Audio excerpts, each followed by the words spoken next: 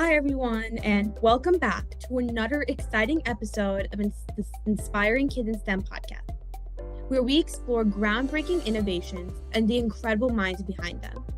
Today, we are honored to have a truly inspiring guest, Dottie Metcalf-Lindenburger, a former NASA astronaut, geologist, and STEM educator. Dottie's journey from teaching high school science and soaring beyond Earth's atmosphere as a mission specialist on the Space Shuttle Discovery is nothing short of extraordinary. Not only has Dottie experienced space firsthand, but she also played a critical role in several scientific missions that expanded our understanding of the universe. As a strong advocate for education, she continues to inspire the next generation of scientists, engineers, and explorers by shaping her unique perspective on how STEM can take us to new heights. In today's episode, Dottie will share her fascinating experiences in space, her passion for teaching, and her insights on how STEM leaders can harness their curiosity to push the boundaries of what's possible. Prepare for an inspiring conversation that promises to motivate you to reach for the stars. So, Dottie, thank you so much for joining us today. To kick things off, I'd love to hear about your geology and earth sciences background and how it helped you prepare for your role as an astronaut. Yes, well, I have always really enjoyed the rocks of Earth and also looking up the stars. So I grew up in Colorado and I lived really near the Front Range, which is the large mountains that span through the state. Half the state is very high in altitude and the rest is probably about 4,000 or less. And I was right on that border. And so there are a lot of really awesome rocks. As a child, I just thought that they were cool colors and interesting textures. Some were very shiny, but later, of course, then I would learn the details about these rocks and how they were formed. Growing up along the Front Range of Colorado allowed me to have a semi-arid environment where there was lots of sky viewing. So in the sixth grade, Halley's Comet was coming through, and I also wanted to try to check that out. My parents would take us to the planetarium. I would learn about different asterisms and constellations and just always try to look up. Later, of course, then when I went off to college in Washington State, I actually studied geology. And I wasn't really planning on specifically doing that. I knew I wanted to do a STEM career because I knew that that was a pathway towards the astronaut office and becoming an astronaut. So I definitely wanted to study in STEM. But I found that in my first year at college, I took this introduction to geology course, and I loved that we were outside every weekend on some sort of field trip. Washington State is unique in that it has huge basalt flows that are very similar to the basalt flows on the moon. So we can make that correlation there. But there are other things that were really cool about the geology of the Pacific Northwest that inspired me to keep studying it. I actually had a chance to do an internship in Colorado. So my junior summer, I was afforded an internship with the Keck Foundation. I had also done one the year before, but that one wasn't in Colorado. It was in Wyoming outside of Yellowstone for geology. But this one was in Colorado, and it allowed me to study the rocks right near my hometown of Colorado Springs, where I was born.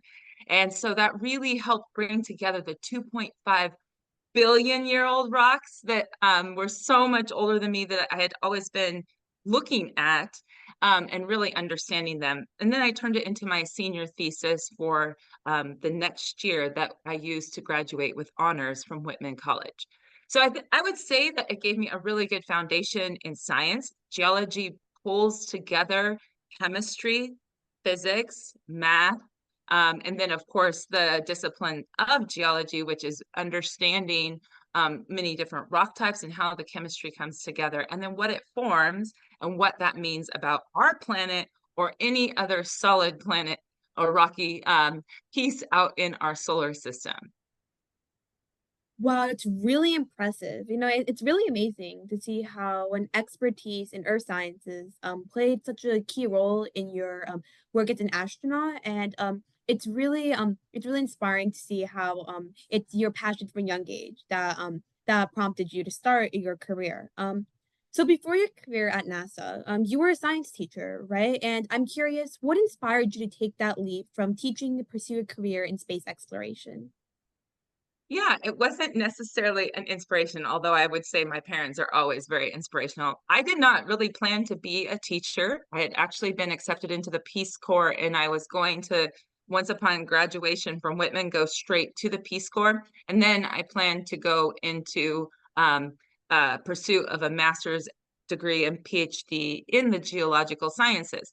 So it wasn't a career plan that I even thought about, but when I was supposed to be going off to the Peace Corps, the country I was assigned to, Kazakhstan, pulled away from Russia and I wasn't able to go. It was deemed unstable. And so, like so many times in people's lives, they will be asked to pivot because something comes up that they don't have control over. And we saw that, of course, most recently with the pandemic, but we see it multiple times throughout our lives. Our career trajectories and just our life trajectories are shaped sometimes by things that we don't have control over. But what we do have control over is our attitude and our willingness to adapt. And so, since I was going to teach in Kazakhstan, my parents thought, "Wait, you were thinking about that. What about if you took some gap time and became a teacher in the United States? And instead of teaching English, which I didn't even have a degree in, although of course I've been a language user all my life, um, why not do something in what you are trained in, which was, of course, the sciences?" So that's exactly what I did. I went back to school to teach to get a teaching certification, and then I became a science teacher at the high school level. So my first few years, I mostly just taught first year students, freshmen, in basic sciences, including earth sciences, but also a little physics, chemistry, meteorology, et cetera, et cetera. And then I created an astronomy class because I knew that students need more advanced courses. And I also knew they needed to like make sure they had all their credits in science. And if they had failed a class or struggled in a class, then this class could help them catch up or and stay on track for graduation. So that is how I became a science teacher. And it's actually one of my students that inspired me to be curious, that helped me find the website for NASA that they were hiring teachers as part of the astronaut corps.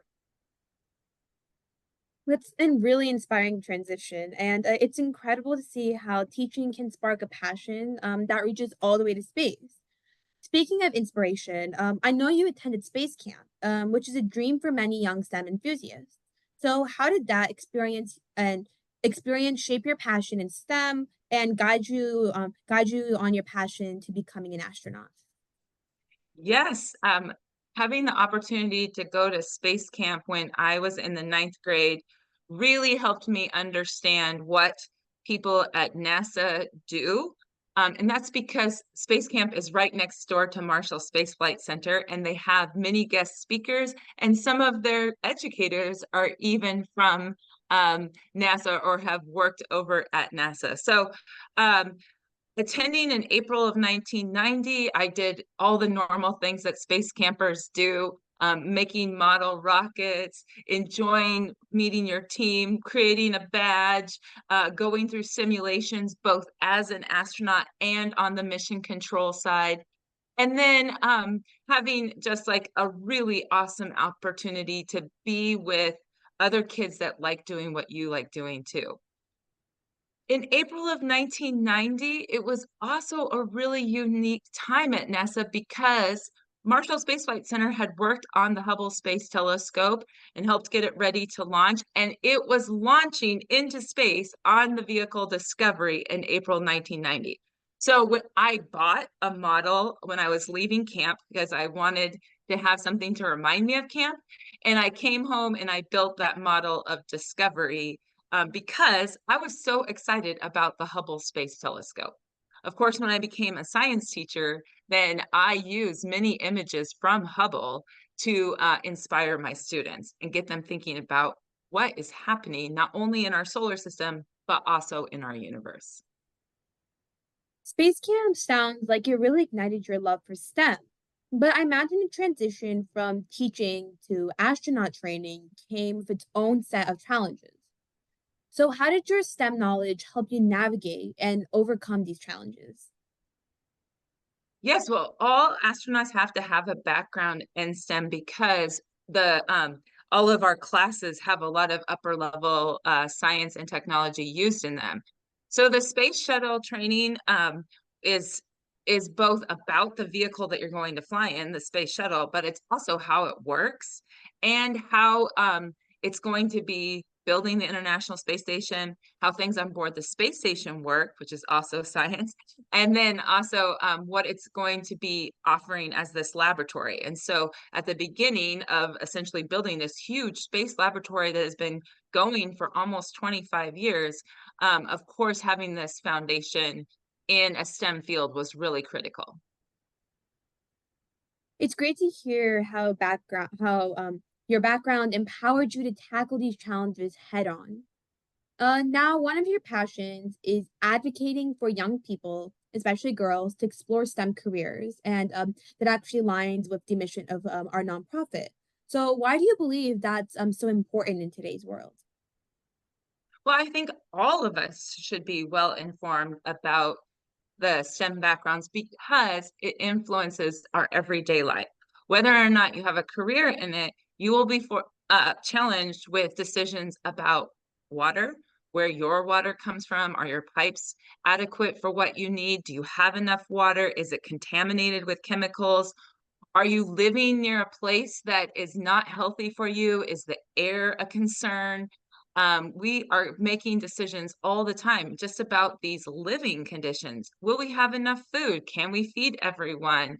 Are we giving them good quality food? So, just the basics of life when we think about it, when it comes down to food and water, those are important decisions that we have to understand the STEM backgrounds for. And that, again, that doesn't mean that you have to be in one of those fields. But I would like to see more people go into it because we do face so many challenges. And why not be a part of solving all of these problems? And young women and men have really great ideas and come out of school inspired. And so I would hope that they want to see their impact in these areas and really contribute to solving big problems.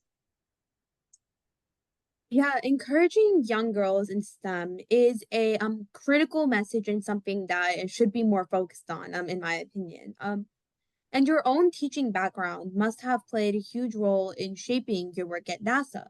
So, can you share how your experience as a teacher has influenced your approach to missions like the STS 131? Yes, well, teachers have to be good communicators, and communication is about taking something that's really complex and breaking it down so many people understand it. Our mission was helping to build part of the International Space Station, as well as contribute to the science that would be ongoing for months to come, and in some cases, maybe years to come.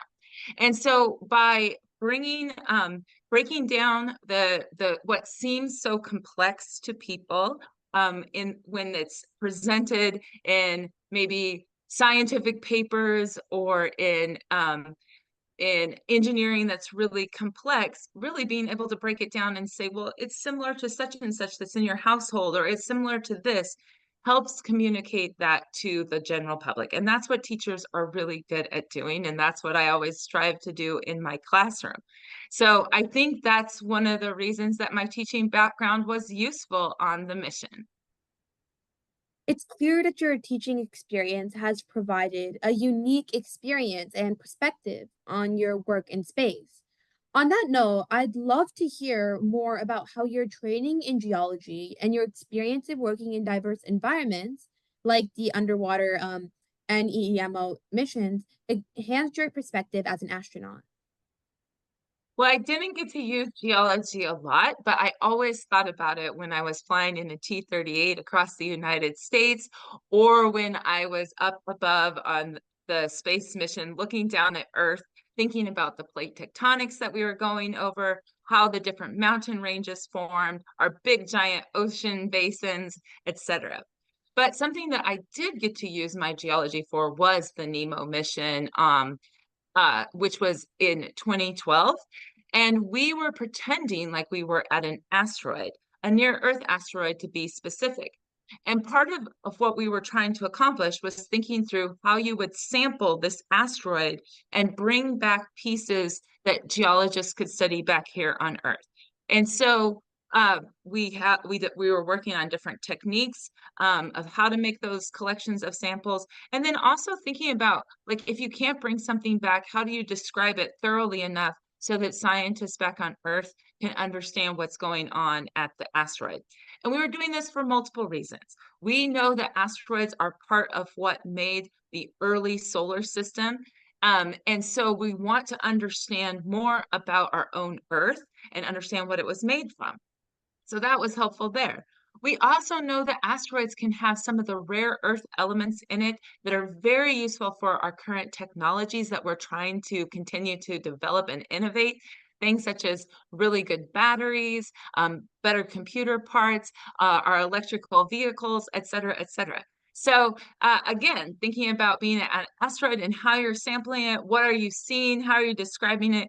This just was a really exciting project that we were working on, and it allowed me for just a few weeks to put on my geology cap with my space cap and think about it underwater. Yeah, no, that must have been a very eye-opening experience, and, I can just imagine, how cool it would be, to be able to see the, world from up above and, along with everything else that you've done, and, with all the lessons that you've learned from teaching and your space exploration, what advice would you give to young students who are interested in following a similar path in science and space? Yes, and I sort of spoke about it a little bit earlier, but how we have to adapt sometimes our dreams to the circumstances that we are faced with. So I first worked really hard in the classroom, and I would really encourage every student to do that, to really do your best in all your classes and find new things that you're learning every day and allow them to make you more and more curious. Because even if you're taking a class that you don't think has anything to apply to your future, it probably actually does. So work hard in your initial classes. And then I would absolutely encourage students to go on to get their advanced degrees, because to become an astronaut, at least for NASA nowadays, you still need to have advanced degrees like a master's or a PhD in the background of your study. And that can be really challenging. So find mentors, find people that can cheer you on, like good friends and colleagues to help you through those years of studying and working hard. And also find the things that make you joyful about the things that you're studying. So that would be my advice. I love that advice, and, I bet that will resonate with, thousands of young viewers across the globe. You've also been included in part of monumental moments in space history, including the first four-time women were in the space at the same time. So how did that experience shape your views on representation and diversity in STEM fields? Yes, actually, that moment when the four of us were together in space wasn't even planned, which I think is awesome because that means we're doing a better job at hiring people from a lot of different backgrounds and making up the diversity of space astronauts. So, but because it did happen, when it really did happen, I was really glad our commander took a photo of it and noticed that this is an important and significant event. It wouldn't be until later that I really thought about how critical this was, because when I was a little girl, Sally Ride became the first American woman to fly in space. And I highlight that she was an American because I wasn't even learning at that time that 20 years before her space flight, Valentina Tereshkova became the first woman to fly in space. Sometimes we underestimate what women can do and what's possible for them, at least we did in the past. And so these two women, along with the many other women from around the world that flew before me, I was the 53rd woman to fly in space. So there were many other women that paved the way. This was really important and significant. So that picture took on more meaning when I looked at it. Also, it's really special because it's international. My friend Naoko Yamazaki is in the photo, and it's a multi uh, backgrounds, right? It's BIPOC. So we have Stephanie Wilson as an African American woman, and Naoko and myself and Tracy. And the great thing is that has been equaled several times since, that there have been 4 women in space. So I'm waiting for that record to break, which also means that we continue to break the glass ceiling for all people trying to fly and do their best in space. Yeah, it's really inspiring to see how representation has evolved a lot in such a crucial and important field like space travel. And I can definitely imagine working in space requires a lot of problem solving. So, can you describe a time when a STEM skill like critical thinking or problem solving has helped you overcome a significant obstacle during one of your missions? Well, I had the one mission, but I think that by coming from different backgrounds, we all contribute to how we're approaching a problem. So, when we were in space, a couple of problems I can think of that were important for us to get over the hurdle. One of the things that happened right away was that we did not have use of our KU band antenna. And that meant that we couldn't upload imagery. We couldn't upload new changes to our flight plan. We couldn't have any video transmission or anything like that. And so when with all of us thinking about this, we took on listening extra critically. So this was all of us. It wasn't just one person saying, "Oh, this is what we're going to do," but we worked really well with our capsule communicators down on the ground, and them uplinking or them telling us information that we were then changing within our documents. So that was one piece that we had to overcome and problem solve. Another piece was we had a bolt that wouldn't drive in very well while we were doing one of our spacewalks.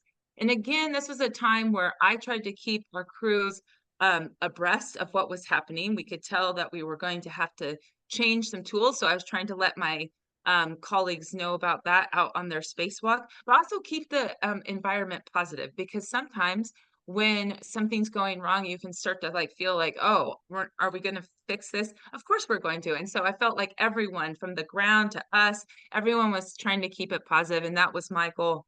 And as well as, like I said, to think ahead. I'm not sure like that's part of some of our training, but part of it is also just some of our attitudes and willingness to adapt on the fly. And I think that that is so true with all the people that we get a chance to work with.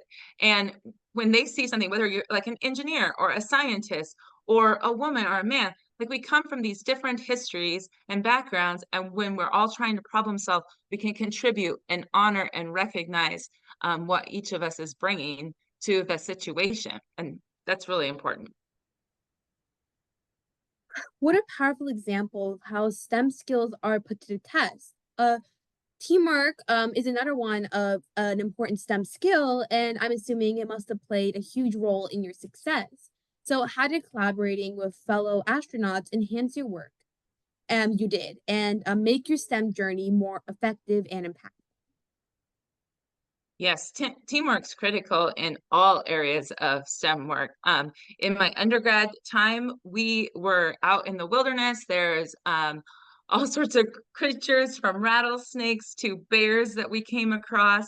And so we worked as partners every day. And I think that was like very enjoyable because you could talk while you were doing your work and get to know someone at a much deeper level that you had never worked with before. Both of my partners that I worked with on my different research pieces were from different colleges than me. So I became very close and still remain in contact with them. So part of it was safety, but part of it was just like, again, learning and sharing ways of doing things, ways of seeing things. That same teamwork translates really well then into what we do in spaceflight. We're constantly flying in airplanes, and there's 2 people in the cockpit. And so you're always working as a team. How can you make things easier on the person that's flying? How can you make things like if we're in a critical weather situation, how can you effectively communicate with air traffic control so that you can get to a safe landing quickly? this is all part of the teamwork and offloading each other. And then, of course, that translates really well into space where you're living and working with people, sometimes for months at a time, right? And I didn't personally, I only lived in space for 15 days, but for some of our long duration space flyers who are there for almost up to a year, of course, you're seeing multiple people come and go. And so having this willingness to learn from others, to let them lead and you follow, and then vice versa, making loads easier. How can we, get this task done? How can we get our chores done? We have to do chores in space. Like, how can we do that more effectively? So all of those things take great teamwork, and the teamwork really does make the dream work in that case. Yeah, teamwork is really at the heart of successful missions, and it's really crucial for really anything, any project or any just anything you try to do in order for it to move forward. There has to be teamwork. So as both an educator and an astronaut, why do you think it's important for educators to actively participate in STEM fields? Oh, for teachers to participate in STEM fields? Yeah, teachers and educators. Yeah. I mean, well, you have experience in what you're actually trying to communicate. So, again, as I pointed out, I was going to teach English as a second language, and I have always been, of course, an English language learner and speaker. But I also think if I had have been an English teacher, I also could have been even more effective. Because when you have a specialty in something, when you've actually done the research and the writing and the critical thinking, then you have multiple ways of teaching things.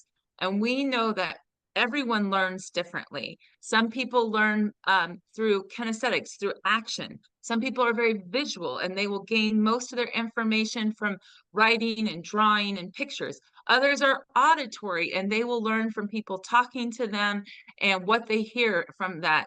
So there's all these different ways to take in the knowledge. But if you are an expert or at least have done some impactful research in an area and have a real strength in it, some depth to it, then I think you are much more prepared to teach it. It doesn't mean that you can't learn it on the go. So, like in my case, if I was going to be teaching English to others, of course, I would be trying to also learn some additional depth while trying to do that teaching. It's a little harder sometimes to try to do both things at once.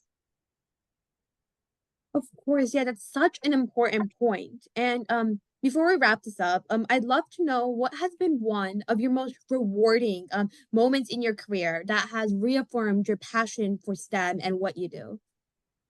Well, of course, I will never forget the moment that I got strapped into the space shuttle, and for 2.5 hours, I lay on my back waiting for the main engines to light, and they finally did light, and we shook and rocked and took off. And the next 8 minutes went by so quickly as we finally reached our orbit and into what we call space. And then those next 15 days were just incredible. And I don't forget those either, probably because I talk and share about them all the time, but also because we got to see Earth from such a high altitude and really appreciate its beauty, as well as to be above Earth's atmosphere and look out at the gorgeous depths of space and see stars and the Milky Way in a way that I'd never been able to see it, even from the dry skies of Colorado. So I will never forget that opportunity. And that's why I like to share it with others and also hope that it ignites a passion for them to pursue STEM and to pursue their own dreams. You've had a clearly inspiring career. And as we conclude today's conversation, if you would be able to share one piece of advice with students who are considering a career in STEM or maybe even space travel, what would that advice be? Be curious. Curiosity is what got me into loving space and science. Curiosity keeps me engaged every single day. Being curious actually engages your brain in a different way and it helps you to meet others and appreciate others. So just be curious. It does so many good things for you. Thank you, Miss Metcalf-Lindenburger, for sharing your remarkable journey with us today. Your achievements from teaching in a classroom to soaring into space is not only inspiring, but also serves as a beacon of possibility for our younger learners. Your dedication to STEM and your relentless pursuit of knowledge exemplify what it means to push boundaries and reach for new horizons. And the impact of your story is profound. It shows that STEM is not only about equations and experiments, it's about dreaming big, overcoming obstacles, and having the courage to explore the unknown. For every student listening today, your journey is a reminder that with curiosity, perseverance, and teamwork, they can too achieve greatness in STEM fields. As we wrap up, I want to emphasize how crucial it is for young minds to hear stories like yours. Your experience will undoubtedly ignite the imagination of future scientists, engineers, and astronauts, encouraging them to step into STEM with confidence, ambition, and your the lessons you've shared about problem solving and representation will resonate far beyond this podcast, inspiring the next generation of thinkers and innovators. So thank you again, Ms. Metcalf-Lindenburger, for such a powerful role model and helping to shape a brighter future for STEM for all. So stay curious, keep pushing boundaries, and remember, the sky is not the limit, it's just the beginning. Thank you. Thank you, Ani. Thank you. Take care.